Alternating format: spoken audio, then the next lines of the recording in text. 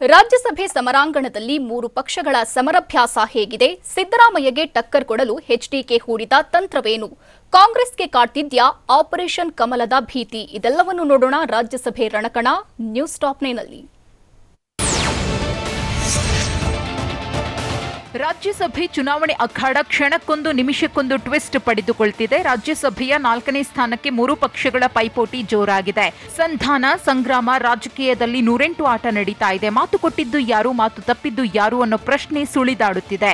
ಚುನಾವಣೆ ಅಖಾಡದಲ್ಲಿ ಜೆಡಿಎಸ್ಗೆ ಟಕ್ಕರ್ ಕೊಟ್ಟಿರುವ ಸಿದ್ದರಾಮಯ್ಯ ಹೊಸ ದಾಳ ಉರುಳಿಸಿದ್ದಾರೆ. ಹೀಗಾಗಿ ತೆನೆ ಪಡೆ ಸಂಧಾನದ ಮಂತ್ರ ಪಠಿಸ್ತಾ ಇದೆ.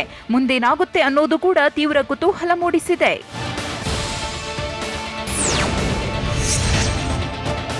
ಮೇಲ್ಮನೆ ಎಲೆಕ್ಷನ್ ಗೆಲ್ಲುವುದಕ್ಕೆ ಮೂರು ಪಕ್ಷಗಳ ಸಮರಭ್ಯಾಸ ಜೋರಾಗಿದೆ. ಸಿದ್ದರಾಮಯ್ಯ ಹೂಡಿರೋ ದಾಳದಿಂದಾಗಿ ಜೆಡಿಎಸ್ ಇಕ್ಕಟ್ಟಿನಲ್ಲಿ ಸಿಲುಕಿ ಒದ್ದಾಡುತ್ತಿದೆ. ಕಾಂಗ್ರೆಸ್ ಬೆಂಬಲ ಪಡೆಯೋಕೆ ದಳಪತಿಗಳು ನಾನಾ ಸರ್ಕಸ್ ಮಾಡುತ್ತಿದ್ದಾರೆ. ರಾಜ್ಯಸಭೆ ಚುನಾವಣೆಗೆ ಸಲ್ಲಿಸಿರುವ ನಾಮಿನೇಷನ್ ಹಿಂಪಡೆಯೋಕೆ ನಾಳೆಯೇ ಕಡೆಯ ದಿನ. ಹೀಗಾಗಿ ಕಾಂಗ್ರೆಸ್ ಅಭ್ಯರ್ಥಿ ಮನ್ಸೂರ್ ಅಲಿ ಖಾನ್ರ ನಾಮಪತ್ರ ವಾಪಸ್ ಪಡಿತಾರಾ ಇಲ್ಲವಾ ಅನ್ನೋ ಕುತೂಹಲ ಕ್ಷಣ ಕ್ಷಣಕ್ಕೂ ಹೆಚ್ಚಾಗಿದೆ. ಕುಮಾರಸ್ವಾಮಿ ಅಷ್ಟೆಲ್ಲ ಟ್ವೀಟ್ ಪ್ರಹಾರ ನಡೆಸಿದ ಮೇಲೆ ಸಿದ್ದರಾಮಯ್ಯ ತಮ್ಮ ಬೆಂಬಲಕ್ಕೆ ನಿಲ್ಲುತ್ತಾರೆ ಎಂಬ ವಿಶ್ವಾಸ ಜೆಡಿಎಸ್ ನಾಯಕರಿಗೆ ಇದ್ದಂತೆ ಕಾಣ್ತಿಲ್ಲ. ಹೀಗಾಗಿ ಕಾಂಗ್ರೆಸ್ನ ನಡೆ ಏನು ಅನ್ನೋದು ಸಸ್ಪೆನ್ಸ್ ಆಗಿದೆ.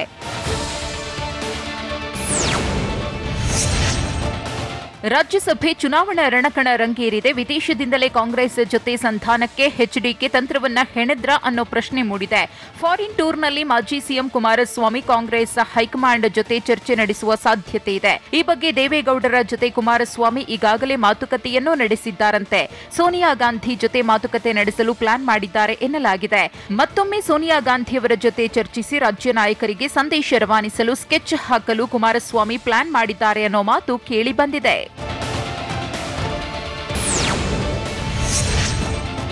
ಜೆಡಿಎಸ್ನ ಅಭ್ಯರ್ಥಿ ಬೆಂಬಲಿಸುವ ಬಗ್ಗೆ ದೇವೇಗೌಡರು ಕುಮಾರಸ್ವಾಮಿಗೆ ಸೋನಿಯಾ ಗಾಂಧಿ ಹಲವು ಷರತ್ತುಗಳನ್ನು ಹಾಕಿದ್ರಂತೆ. ಯಾವುದೇ ಕಾರಣಕ್ಕೂ ಜೆಡಿಎಸ್ ಅಭ್ಯರ್ಥಿಯಾಗಿರಬಾರದು ಅಂತ ಸೋನಿಯಾ ಗಾಂಧಿ ಹಾಕಿದ್ದ ಮೊದಲ ಷರತ್ತಾಗಿತ್ತು. ಇನ್ನು ಅಭ್ಯರ್ಥಿ ಯಾವುದೇ ಪಕ್ಷದವರಾಗಿರಬಾರದು ಎಂದು ಕಂಡೀಷನ್ ಹಾಕಿದ್ರಂತೆ. ಇನ್ನು ಅಲ್ಪಸಂಖ್ಯಾತ ಅಭ್ಯರ್ಥಿಯಾಗಿದ್ದರೆ ಮಾತ್ರ ಬೆಂಬಲಿಸುವುದಾಗಿ ಸೋನಿಯಾ ತಿಳಿಸಿದ್ರಂತೆ. ಇನ್ನು ಸಿಎಂ ಇಬ್ರಾಹಿಂ ಪಕ್ಷೇತರವಾಗಿ ಸ್ಪರ್ಧಿಸಿದ್ರೂ ಸಪೋರ್ಟ್ ಮಾಡೋದಾಗಿ ಕಾಂಗ್ರೆಸ್ ಹೈಕಮಾಂಡ್ ಹೇಳಿತ್ತು ಎನ್ನಲಾಗಿದೆ.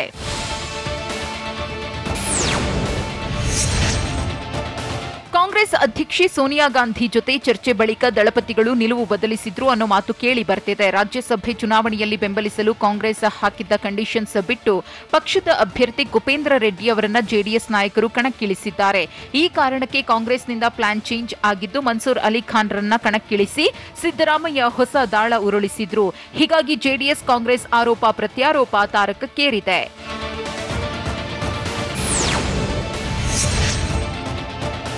ರಾಜ್ಯಸಭೆ ಎಲೆಕ್ಷನ್ನಲ್ಲಿ ಸಿದ್ದರಾಮಯ್ಯ ಉರುಳಿಸಿರೋ ದಾಳಕ್ಕೆ ಜೆಡಿಎಸ್ ನಾಯಕರು ಇಕ್ಕಟ್ಟಿಗೆ ಸಿಲುಕಿದ್ದಾರೆ. ಇನ್ನೊಂದು ಕಡೆ ಸಿದ್ದರಾಮಯ್ಯ ಪ್ಲಾನ್ಗೆ ಕಾಂಗ್ರೆಸ್ನಲ್ಲೇ ಅಸಮಾಧಾನ ವ್ಯಕ್ತವಾಗಿದೆ ಅಂತ ಹೇಳಲಾಗ್ತಿದೆ. ಕೆಲ ಹಿರಿಯ ನಾಯಕರು ಸಿದ್ದರಾಮಯ್ಯ ಮೇಲೆ ಅಸಮಾಧಾನಗೊಂಡಿದ್ದಾರಂತೆ. ಆತುರದ ನಿರ್ಧಾರದಿಂದ ಬಿಜೆಪಿಗೆ ಅನುಕೂಲ ಮಾಡಿದಂತಾಗುತ್ತೆ, ತರಾತುರಿ ನಿರ್ಧಾರದಿಂದ ಕಾಂಗ್ರೆಸ್ಗೆ ಹಿನ್ನಡೆ ಆಗುತ್ತಿದೆ ಎಂದು ಚರ್ಚಿಸಿದ್ದಾರಂತೆ. ಜೆಡಿಎಸ್ ಅಭ್ಯರ್ಥಿಗೆ ಬೆಂಬಲಿಸಿದ್ರೆ ಬಿಜೆಪಿಯನ್ನ ಕಟ್ಟಿ ಹಾಕಬಹುದಾಗಿತ್ತು, ಬಿಜೆಪಿಗೆ ಸುಲಭವಾಗಿ 1 ರಾಜ್ಯಸಭಾ ಸೀಟ್ ನೀಡಿದಂತಾಗಿದೆ ಅಂತ ಸಿದ್ದರಾಮಯ್ಯ ನಡೆಗೆ ಹಿರಿಯ ನಾಯಕರು ಆಕ್ರೋಶ ವ್ಯಕ್ತಪಡಿಸಿದ್ದಾರಂತೆ.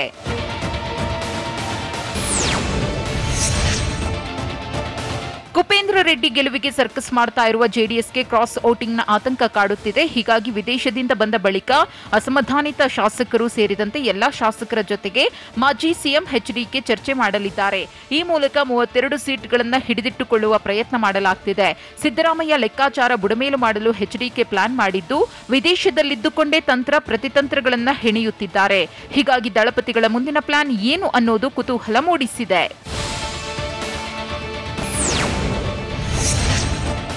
ಕಾಂಗ್ರೆಸ್ ಬಗ್ಗೆ ಕುಮಾರಸ್ವಾಮಿ ಕೆಟ್ಟದಾಗಿ ಮಾತನಾಡಿದ್ದಾರೆ ಅಂತ ಮಾಜಿ ಸಚಿವ ಚೆಲುವರಾಯಸ್ವಾಮಿ ಆಕ್ರೋಶ ವ್ಯಕ್ತಪಡಿಸಿದ್ರು. ರಾಜಕೀಯದಲ್ಲಿ ಕೊಡೋದು ತಗೊಳ್ಳೋದು ಇದ್ದೇ ಇರುತ್ತೆ. ಇವರು ಬಿಜೆಪಿಗೆ ಯಾವ ರೀತಿ ಸಹಾಯ ಮಾಡಿದ್ರು ಗೊತ್ತು. ಕಾಯ್ದೆಗಳ ವಿಚಾರಕ್ಕೆ ಬಿಜೆಪಿಯವರಿಗೆ ಜೆಡಿಎಸ್ ಬೆಂಬಲಿಸಿದೆ. ಕಳೆದ ಬಾರಿ ನಾವು ಅವರಿಗೆ ಬಹಳ ಸಪೋರ್ಟ್ ಮಾಡಿದ್ದೇವೆ. ಜಾತ್ಯತೀತ ನಿಲುವಿನಲ್ಲಿ ಜೆಡಿಎಸ್ ನಮಗೆ ಬೆಂಬಲ ನೀಡಬೇಕು ಅಂತ ಬೆಂಗಳೂರಿನಲ್ಲಿ ಮಾಜಿ ಸಚಿವ ಚೆಲುವರಾಯಸ್ವಾಮಿ ಒತ್ತಾಯಿಸಿದ್ರು.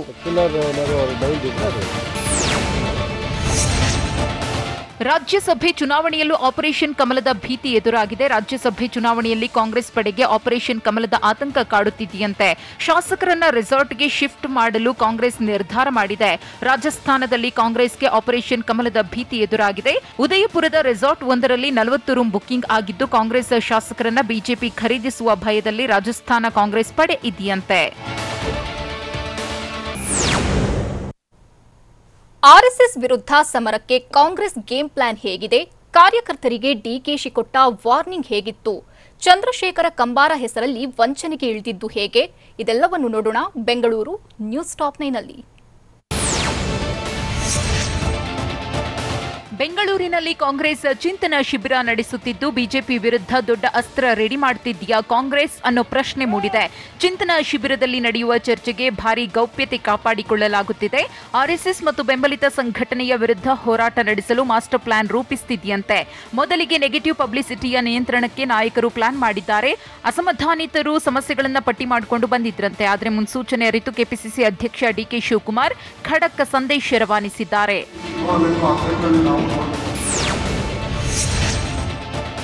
ಬೆಂಗಳೂರಿನಲ್ಲಿ ಕಾಂಗ್ರೆಸ್ ನಾಯಕರ ಟಾಪ್ ಸೀಕ್ರೆಟ್ ಚಿಂತನಾ ಶಿಬಿರ ನಡೆದಿದೆ. ಮೊಬೈಲ್ ಫೋನ್ ಬಂದ್, ಹೊರಗಿನ ಕಾಂಟ್ಯಾಕ್ಟ್ ಅನ್ನು ಕಟ್ ಮಾಡಲಾಗಿದೆ. ಈ ಮೂಲಕ ಕೈ ಕಾರ್ಯಕರ್ತರಿಗೆ ಡಿಕೆ ಶಿವಕುಮಾರ್ ನೇರ ಎಚ್ಚರಿಕೆಯನ್ನ ರವಾನೆ ಮಾಡಿದ್ದಾರೆ. ಬೆಂಗಳೂರಿನ ಹೊರವಲಯದ ಕ್ಲಾರ್ಕ್ ಎಕ್ಸೋಟಿಕ್ ರೆಸಾರ್ಟ್ನಲ್ಲಿ ಚಿಂತನಾ ಶಿಬಿರ ನಡೆದಿದೆ. ಇವತ್ತು ಮತ್ತು ನಾಳೆ ನಡೆಯಲಿರುವ ಚಿಂತನಾ ಶಿಬಿರದಲ್ಲಿ ಚುನಾವಣಾ ರಣತಂತ್ರವನ್ನ ಹೆಣೆಯಲು ಕಾಂಗ್ರೆಸ್ ತಯಾರಿ ನಡೆಸುತ್ತಿದೆ. ಕಾಂಗ್ರೆಸ್ ಚಿಂತನಾ ಶಿಬಿರದಲ್ಲಿ ಅಸಮಾಧಾನದ ಬಾಂಬ್ ಸಿಡಿಯದಂತೆ ಕಾಂಗ್ರೆಸ್ ನಾಯಕರು ಫುಲ್ ಅಲರ್ಟ್ ಆಗಿದ್ದಾರೆ. ಕಾಂಗ್ರೆಸ್ ಆಂತರಿಕ ಕಚ್ಚಾಟ, ನಾಯಕರಿಗೆ ಭಯ ಶುರುವಾಗಿದ್ಯಾ ಅನ್ನೋ ಪ್ರಶ್ನೆ ಮೂಡಿದೆ. ಕಾಂಗ್ರೆಸ್ ಕಾರ್ಯಕರ್ತರ ಬಾಯಿಗೆ ಡಿಕೆಶಿ ಲಗಾಮು ಹಾಕಿದ್ದಾರೆ. ಈ ಮೂಲಕ ಕಾರ್ಯಕರ್ತರಿಗೆ ಕೆಪಿಸಿಸಿ ಅಧ್ಯಕ್ಷ ಖಡಕ್ ಎಚ್ಚರಿಕೆಯನ್ನ ನೀಡಿದ್ದಾರೆ. ಸಭೆಯಲ್ಲಾಗುವ ತೀರ್ಮಾನ ಮಾಧ್ಯಮಗಳಿಗೆ ಹೇಳುವಂತಿಲ್ಲ. ಮೊಬೈಲ್ನಲ್ಲಿ ಯಾರು ಕೂಡ ಏನನ್ನು ರೆಕಾರ್ಡ್ ಮಾಡುವಂತಿಲ್ಲ. ಆಫ್ ದಿ ರೆಕಾರ್ಡ್ ಮತ್ತು ಆನ್ ದಿ ರೆಕಾರ್ಡ್ ಏನು ಹೇಳೋ ಹಾಗಿಲ್ಲ. ಹೇಳಿದ್ರೆ ಯಾವ ಕಣ್ಣಲ್ಲಿ ನೋಡಬೇಕೋ ಹಾಗೆ ನೋಡ್ತೇವೆ ಅಂತ ಎಚ್ಚರಿಕೆಯನ್ನು ರವಾನಿಸಿದ್ದಾರೆ.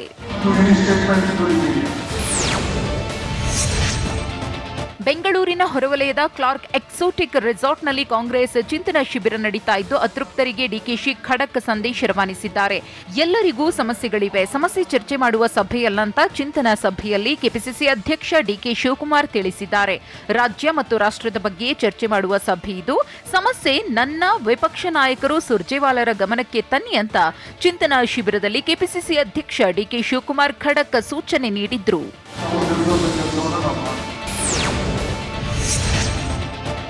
ಕಾಂಗ್ರೆಸ್ನ ಹೈ ವೋಲ್ಟೇಜ್ ಚಿಂತನಾ ಶಿಬಿರದಲ್ಲಿ ಕಾರ್ಯಕರ್ತರಿಗೆ ಡಿಕೆ ಶಿವಕುಮಾರ್ ಖಡಕ್ ಸಂದೇಶ ರವಾನಿಸಿದ್ರೆ, ಇತ್ತ ರಣದೀಪ್ ಸುರ್ಜೇವಾಲಾ ಸೈಲೆಂಟ್ ಆಗಿಯೇ ಸಂದೇಶ ರವಾನಿಸಿದ್ದಾರೆ. ಯಾವುದೇ ಕಾರಣಕ್ಕೂ ಚರ್ಚೆಯ ವಿಷಯ ಹೊರಬರದಂತೆ ಸೂಚಿಸಲಾಗಿದೆ. ಅಸಮಾಧಾನ ಹೊರಬಂದ್ರೆ ಬಿಜೆಪಿ ಇದನ್ನ ಲಾಭವಾಗಿ ಬಳಸಿಕೊಳ್ಳಲಿದೆ. ಇದರಿಂದ ಪಕ್ಷಕ್ಕೆ ದೊಡ್ಡ ಮಟ್ಟಗಿನ ಡ್ಯಾಮೇಜ್ ಆಗಬಹುದು. ಇರೋದು ಕೆಲವೇ ಸೀಟು, ಎಲ್ಲರಿಗೂ ಟಿಕೆಟ್ ನೀಡಲು ಹೇಗೆ ಸಾಧ್ಯ ಎಂದು ಸುರ್ಜೇವಾಲಾ ತಿಳಿಸಿದ್ದಾರೆ. ಬಂಡಾಯದ ಬಿಸಿ ತಟ್ಟುವ ಮುನ್ನವೇ ಶಮನ ಮಾಡಲು ರಣದೀಪ್ ಸುರ್ಜೇವಾಲಾ ಮುಂದಾದ್ರು.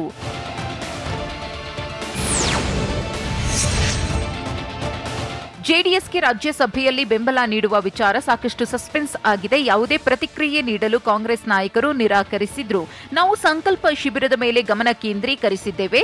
ಉಳಿದ ವಿಚಾರಗಳ ಬಗ್ಗೆ ನಾವು ನಾಯಕರ ಜೊತೆ ಚರ್ಚೆ ಮಾಡಿಕೊಳ್ಳುತ್ತೇವೆ ಅಂತ ಹೇಳಿ ರಣದೀಪ್ ಸುರ್ಜೇವಾಲಾ ಮತ್ತು ಡಿಕೆ ಶಿವಕುಮಾರ್ ನುಣುಚಿಕೊಂಡ್ರು. ಇನ್ನೊಂದು ಕಡೆ ಜೆಡಿಎಸ್ ನಾಯಕರು ಕಾಂಗ್ರೆಸ್ ಬೆಂಬಲ ಪಡೆಯಲು ಸರ್ಕಸ್ ಮಾಡುತ್ತಿದ್ದಾರೆ.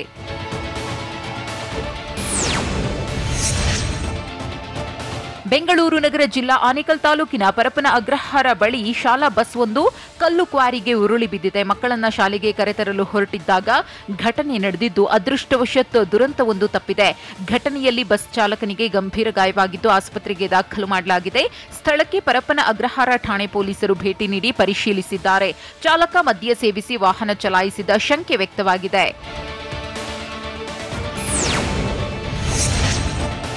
ಜ್ಞಾನಪೀಠ ಪುರಸ್ಕೃತ ಚಂದ್ರಶೇಖರ ಕಂಬಾರ ಹೆಸರಿನಲ್ಲಿ ವಂಚನೆಗೆ ಯತ್ನಿಸಲಾಗಿದೆ.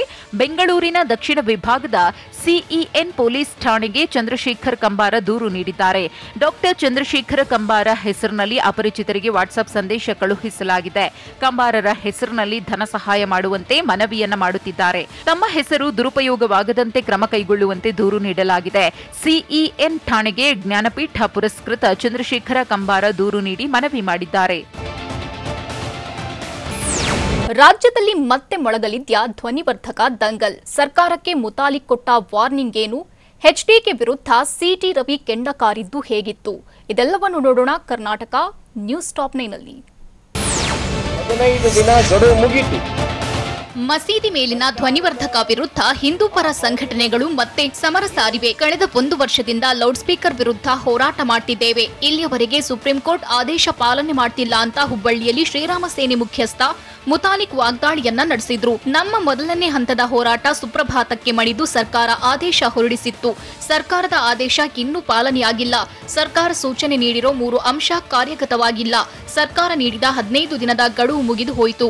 ಸರ್ಕಾರ ಏನ್ ಮಾಡ್ತಿದೆ ಅಂತ ಮುತಾಲಿಕ್ ಪ್ರಶ್ನಿಸಿದ್ದಾರೆ. ಇನ್ನೂವರೆಗೆ ಕಿರಿಕಿರಿ ಆಗ್ತಾ ಇದೆ. ಬಿಜೆಪಿಯ ಸರ್ಕಾರಕ್ಕೆ ನಾನು ಹೇಳ್ತೀನಿ, ಇಲ್ಲಿಯವರೆಗೂ ಯಾರೂ ಹೊಸ ಮೈಕ್ಗಾಗಿ ಅನುಮತಿ ಪಡೆದಿಲ್ಲ ಅಂತ ಹುಬ್ಬಳ್ಳಿಯಲ್ಲಿ ಶ್ರೀರಾಮ ಸೇನೆ ಮುಖ್ಯಸ್ಥ ಪ್ರಮೋದ್ ಮುತಾಲಿಕ್ ಕೆಂಡ ಕಾರಿದ್ರು. ಮಸೀದಿ ಮೇಲಿಂದ ಹಳೆ ಲೌಡ್ ಸ್ಪೀಕರ್ ಕೆಳಗಿಳಿಸಿಲ್ಲ. ಇದರ ವಿರುದ್ಧ ಹೋರಾಡಲು ಸುಮಾರು 10ಕ್ಕೂ ಹೆಚ್ಚು ಹಿಂದೂ ಪರ ಸಂಘಟನೆಗಳು ನಮಗೆ ಬೆಂಬಲ ನೀಡಿವೆ. ಇದೇ ತಿಂಗಳು 8ರಂದು ಬಿಜೆಪಿ ಶಾಸಕರ ಕಚೇರಿ ಮುಂದೆ ಪ್ರತಿಭಟನೆ ಮಾಡ್ತೇವೆ.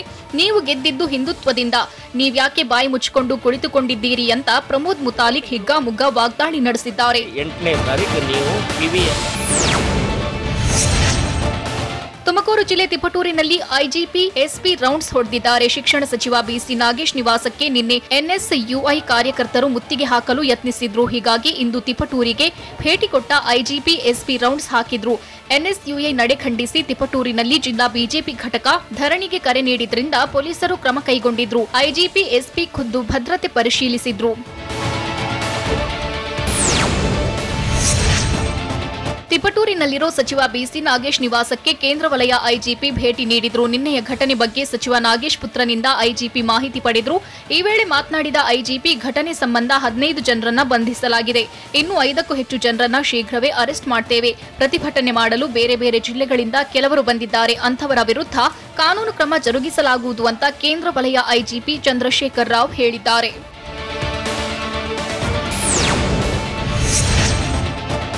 ಸಚಿವ ನಾಗೇಶ್ ಮನೆಗೆ ಎನ್ಎಸ್ಯುಐ ಮುತ್ತಿಗೆ ಯತ್ನ ಪ್ರಕರಣ ರಾಜಕೀಯ ನಾಯಕರ ಟಾಕ್ ಫೈಟ್ಗೆ ಕಾರಣವಾಗಿದೆ. ಘಟನೆ ಸತ್ಯ. ಸಚಿವ ನಾಗೇಶ್ ಸಂಬಂಧಿ ತೆರೆದಿಟ್ಟಿದ್ದಾರೆ.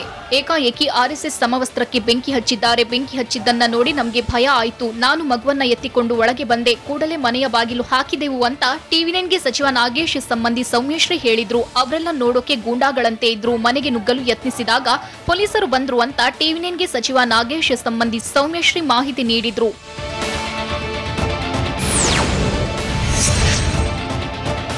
ಮಂಡ್ಯ ತಾಲೂಕಿನ ಹನಕೆರೆ ಗ್ರಾಮದಲ್ಲಿ ಮಾಜಿ ಸಿಎಂ ಎಚ್ಡಿಕೆ ವಿರುದ್ಧ ಬಿಜೆಪಿ ಶಾಸಕ ಸಿಟಿ ರವಿ ವಾಗ್ದಾಳಿ ನಡೆಸಿದ್ರು. ಗೆಲ್ಲೋಕೆ ಹಿಂದೂ ಜಾತಿ ಬೇಕು, ಚುನಾವಣೆಯಲ್ಲಿ ಗೆದ್ದ ಬಳಿಕ ಬೇರೆ ಜಾತಿ ಓಲೈಕೆ ಮಾಡ್ತಾರೆ ಅಂತ ಸಿಟಿ ರವಿ ಗುಡುಗಿದ್ರು. ನನ್ನ ಮುಂದಿನ ಜನ್ಮ ಅಂತ ಇದ್ರೆ ಆ ಜಾತಿಯಲ್ಲಿ ಹುಟ್ಟೇನೆ ಎಂದು ಎಚ್ಡಿಕೆ ರಾಜಕಾರಣ ಮಾಡ್ತಾರೆ.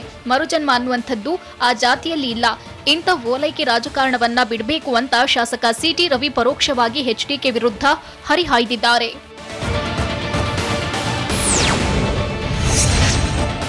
ಮಂಗಳೂರು ವಿವಿ ಘಟಕದ ಕಾಲೇಜ್ಗೆ ಹಿಜಾಬ್ ಧರಿಸಿ ಬಂದ ವಿದ್ಯಾರ್ಥಿನಿಯರಿಗೆ ತರಗತಿ ಪ್ರವೇಶವನ್ನ ನಿರಾಕರಿಸಲಾಗಿದೆ. ನಿರ್ಬಂಧದ ಮಧ್ಯೆ ಕೆಲ ವಿದ್ಯಾರ್ಥಿನಿಯರು ಹಿಜಾಬ್ ಧರಿಸಿ ಕಾಲೇಜ್ಗೆ ಬಂದಿದ್ರು. ಹೀಗಾಗಿ ಕಾಲೇಜು ಪ್ರಾಂಶುಪಾಲೆ ಡಾಕ್ಟರ್ ಅನಸೂಯ ರೈ ಕ್ಲಾಸ್ ಒಳಗೆ ಹೋಗೋದಕ್ಕೆ ಅನುಮತಿ ಕೊಡಲಿಲ್ಲ. ಆಗ ವಿದ್ಯಾರ್ಥಿನಿಯರು ಕಾಲೇಜಿನ ಗ್ರಂಥಾಲಯ ಬಳಿ ಹೋಗಿ ಕೂರುವಂತಾಗಿತ್ತು. ಸೋಮವಾರವಷ್ಟೇ ಡಿಸಿ ಜತೆ ನಡೆದ ಸಭೆ ಬಳಿಕ ವಿದ್ಯಾರ್ಥಿನಿಯರು ಕಾಲೇಜ್ಗೆ ಬಂದಿರಲಿಲ್ಲ.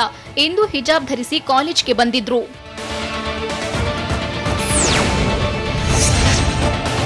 ವಿದ್ಯಾಭ್ಯಾಸದಲ್ಲಿ ಸತ್ಯ ಇರಬೇಕು, ಯಾವುದೇ ಐಡಿಯಾಲಜಿ ಇರಬಾರ್ದು ಅಂತ ಮೈಸೂರಲ್ಲಿ ಸಾಹಿತಿ ಎಸ್ಎಲ್ ಭೈರಪ್ಪ ತಮ್ಮ ಅಭಿಪ್ರಾಯ ವ್ಯಕ್ತಪಡಿಸಿದ್ದಾರೆ. ವಾಜಪೇಯಿ ಬಂದಾಗ ಪಠ್ಯ ತಿದ್ದಲು ಮುಂದಾದ್ರು. ಆದ್ರೆ ಆಗ ಕೆಲವರು ಶುರು ಮಾಡಿದ್ರು.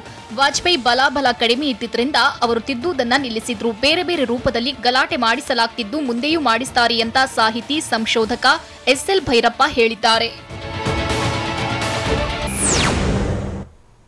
ಹಿಜಾಬ್ ಧರಿಸಿ ಕಾಲೇಜ್ಗೆ ಬಂದಿದ್ದವರಿಗೆ ಆದ ಶಾಕ್ ಏನು? ಸಚಿವ ನಾಗೇಶ್ ನಿವಾಸದ ಬಳಿ ಹೇಗಿದೆ ಪರಿಸ್ಥಿತಿ? ವಿದ್ಯಾರ್ಥಿಯನ್ನ ಶಿಕ್ಷಕ ಮನಬಂದಂತೆ ಥಳಿಸಿದ್ದು ಎಲ್ಲಿ? ಇದೆಲ್ಲವನ್ನು ನೋಡೋಣ ಸಮಗ್ರ ನ್ಯೂಸ್ ಟಾಪ್ 9ನಲ್ಲಿ. ಮಂಗಳೂರಲ್ಲಿ ಹಿಜಾಬ್ ಬೆಂಕಿ ಮತ್ತೆ ಧಗಧಗಿಸಿದೆ. ಹಿಜಾಬ್ ಧರಿಸಿ ಕಾಲೇಜಿಗೆ ಬಂದಿದ್ದ 6 ವಿದ್ಯಾರ್ಥಿನಿಯರನ್ನ ಅಮಾನತು ಮಾಡಲಾಗಿದೆ. ಸತತ ಸೂಚನೆಯ ಬಳಿಕವೂ ವಿದ್ಯಾರ್ಥಿನಿಯರು ಹಿಜಾಬ್ ಧರಿಸಿಯೇ ಬಂದಿದ್ರು. ದಕ್ಷಿಣ ಕನ್ನಡ ಜಿಲ್ಲೆ ಪುತ್ತೂರು ತಾಲೂಕಿನ ಉಪ್ಪಿನಂಗಡಿ ಸರ್ಕಾರಿ ಪ್ರಥಮ ದರ್ಜೆ ಕಾಲೇಜಲ್ಲಿ ಹಿಜಾಬ್ ಗದ್ದಲ ತಾರಕಕ್ಕೆ ಏರಿತ್ತು. ಉಪನ್ಯಾಸಕರ ಸಭೆಯಲ್ಲಿ ಒಮ್ಮತದ ನಿರ್ಧಾರವನ್ನ ಕೈಗೊಂಡ ಬಳಿಕ 6 ವಿದ್ಯಾರ್ಥಿನಿಯರನ್ನ ಅಮಾನತು ಮಾಡಿ ಆದೇಶ ಹೊರಡಿಸಲಾಗಿದೆ. ದಕ್ಷಿಣ ಕನ್ನಡ ಜಿಲ್ಲೆ ಪುತ್ತೂರು ತಾಲೂಕಿನ ಉಪ್ಪಿನಂಗಡಿ ಸರ್ಕಾರಿ ಪ್ರಥಮ ದರ್ಜೆ ಕಾಲೇಜಿನಲ್ಲಿ ಹಿಜಾಬ್ ಗದ್ದಲ ಕೋಲಾಹಲ ಎಬ್ಬಿಸಿತ್ತು. ಹಲವು ದಿನಗಳ ಹಿಂದೆ ಕಾಲೇಜಿನಲ್ಲಿ ಉದ್ಭವಿಸಿದ್ದ ಹಿಜಾಬ್ ವಿವಾದ ರಾಜ್ಯಾದ್ಯಂತ ಭಾರೀ ಸದ್ದು ಮಾಡಿತ್ತು. ನಿತ್ಯ ಹಿಜಾಬ್ ಧರಿಸಿಯೇ ಕಾಲೇಜಿಗೆ 6 ವಿದ್ಯಾರ್ಥಿನಿಯರು ಬರ್ತಾ ಇದ್ರು. ಕಾಲೇಜಿನ ಆಡಳಿತ ಮಂಡಳಿ ಎಷ್ಟೇ ಸೂಚನೆ ನೀಡಿದ್ರು ವಿದ್ಯಾರ್ಥಿನಿಯರು ರೂಲ್ಸ್ ಬ್ರೇಕ್ ಮಾಡಿದ್ರು. ಹಿಜಾಬ್ ಧರಿಸಿದ್ದಕ್ಕೆ ಇತರೆ ವಿದ್ಯಾರ್ಥಿಗಳು ಅಸಮಾಧಾನಗೊಂಡಿದ್ರು. ಹೀಗಾಗಿ ಹಿಜಾಬ್ ಧರಿಸಿ ಕಾಲೇಜಿಗೆ ಬಂದಿದ್ದ ವಿದ್ಯಾರ್ಥಿನಿಯರನ್ನ ಅಮಾನತು ಮಾಡಲಾಗಿದೆ.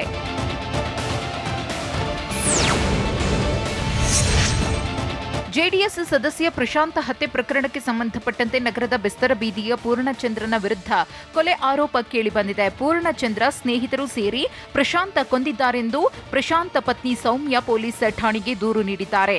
ಹಾಸನದ ಪೆನ್ಷನ್ ಮೊಹಲ್ಲಾ ಪೊಲೀಸ್ ಠಾಣೆಗೆ ಕಂಪ್ಲೇಂಟ್ ಕೊಟ್ಟಿದ್ದಾರೆ. KA 466388 ಆಟೋದಲ್ಲಿ ಹಿಂಬಾಲಿಸಿ ಬಂದು ಹತ್ಯೆ ಮಾಡಿದ್ದಾರೆ. ಆರೋಪಿಗಳ ವಿರುದ್ಧ ಕಠಿಣ ಕ್ರಮಕ್ಕೆ ಒತ್ತಾಯಿಸಿ ಪ್ರಶಾಂತ್ ಪತ್ನಿ ಸೌಮ್ಯ ದೂರು ದಾಖಲಿಸಿದ್ದಾರೆ. ಸೌಮ್ಯ ದೂರಿನ ಆಧಾರದಲ್ಲಿ ಪೂರ್ಣಚಂದ್ರ ಸೇರಿದಂತೆ ಹಲವರ ವಿರುದ್ಧ ಪ್ರಕರಣ ದಾಖಲಿಸಿಕೊಳ್ಳಲಾಗಿದೆ. ತುಮಕೂರು ಜಿಲ್ಲೆ ತಿಪಟೂರು ಟೌನ್ ಠಾಣೆಯಲ್ಲಿ NSUI ಕಾರ್ಯಕರ್ತರ ವಿರುದ್ಧ FIR ದಾಖಲಿಸಲಾಗಿದೆ. ಶಿಕ್ಷಣ ಸಚಿವ ಬಿಸಿ ನಾಗೇಶ್ ಮನೆಗೆ ಮುತ್ತಿಗೆ ಹಾಕಲು ಯತ್ನಿಸಿದ್ದರಿಂದ NSUI ಕಾರ್ಯಕರ್ತರ ವಿರುದ್ಧ ಕೇಸ್ ದಾಖಲು ಮಾಡಲಾಗಿದೆ. ಸಚಿವ ಬಿಸಿ ನಾಗೇಶ್ ಆಪ್ತ ಕಾರ್ಯದರ್ಶಿ ಮುರಳೀಧರ್ ಕೊಟ್ಟ ದೂರಿನ ಅನ್ವಯ ಪ್ರಕರಣವನ್ನು ದಾಖಲಿಸಲಾಗಿದೆ. 20ಕ್ಕೂ ಹೆಚ್ಚು ಜನರಿದ್ದ ಗುಂಪು ಮುತ್ತಿಗೆ ಹಾಕಲು ಯತ್ನಿಸಿತ್ತು ಅಂತ ದೂರಿನಲ್ಲಿ ಉಲ್ಲೇಖ ಮಾಡಲಾಗಿದೆ. ತಿಪಟೂರಿನಲ್ಲಿ ನಿನ್ನೆ ಸಚಿವರ ನಿವಾಸಕ್ಕೆ NSUI ಮುತ್ತಿಗೆ ಹಾಕಲು ಯತ್ನಿಸಿತ್ತು.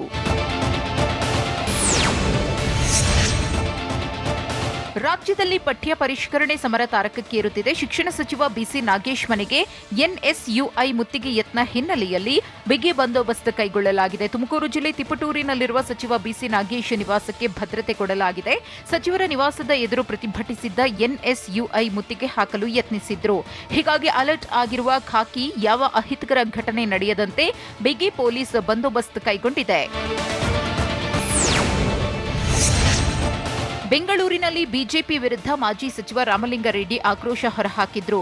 ಬಿಜೆಪಿಯವರು ಮಾಡೋದೆಲ್ಲ ಕಚ್ಚಡ ಕೆಲಸ, ಹುಟ್ಟು ಸುಳ್ಳುಗಾರರು, ಸುಳ್ಳು ಬಿಟ್ಟು ಬೇರೆ ಏನು ಬರಲ್ಲ ಅಂತ ರಾಮಲಿಂಗಾರೆಡ್ಡಿ ಗುಡುಗಿದ್ರು. ವಿದ್ಯಾರ್ಥಿಗಳೇನು ಪೆಟ್ರೋಲ್ ಸೀಮೆಎಣ್ಣೆ ತೆಗೆದುಕೊಂಡು ಹೋಗಿದ್ರ? ಸಂವಿಧಾನ ಎಲ್ಲರಿಗೂ ಪ್ರತಿಭಟಿಸುವ ಹಕ್ಕು ಕೊಟ್ಟಿದೆ ಅಂತ NSUI ಪ್ರತಿಭಟನೆಯನ್ನ ರಾಮಲಿಂಗಾರೆಡ್ಡಿ ಸಮರ್ಥಿಸಿಕೊಂಡ್ರು. ನಿನ್ನೆ ತುಮಕೂರು ಜಿಲ್ಲೆ ತಿಪಟೂರಿನಲ್ಲಿರುವ ಬಿಸಿ ನಾಗೇಶ್ ಮನೆಗೆ NSUI ಮುತ್ತಿಗೆ ಹಾಕಲು ಯತ್ನಿಸಿತ್ತು. NSUI ಪ್ರತಿಭಟನೆಯ ಹಿಂದೆ ಕಾಂಗ್ರೆಸ್ ಕೈವಾಡ ಇದೆ ಅಂತ ಬಿಜೆಪಿ ನಾಯಕರು ಆಕ್ರೋಶ ಹೊರಹಾಕಿದ್ರು.